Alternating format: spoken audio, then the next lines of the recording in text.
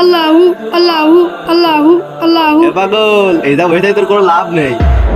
পাগল সাল কোনটা আইছে? আল্লাহু আল্লাহু। হ্যাঁ, কে আপনি? আমি আল্লাহর পক্ষ থেকে এসেছি। আল্লাহ তোমার উপর খুশি হয়েছে। বলো তুমি কি চাও? আমাকে এমন একটা পাতিল দিন যে পাতিল আমাকে 3 বেলা খাবার দেবে। তাহলে এই না। হ্যাঁ, কোথায় গেল? যাই হোক, এবার আর আমার কোনো অভাব থাকবে না। বন্ধু বন্ধু, কোথায় তুই? কিরে, তোর হাতে ওটা কি?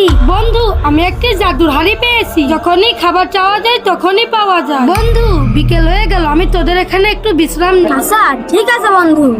এই তো সুযোগ, ঘুমিয়ে গেছে। এখনো জাদুর হাড়িটা চুরি করতে হবে।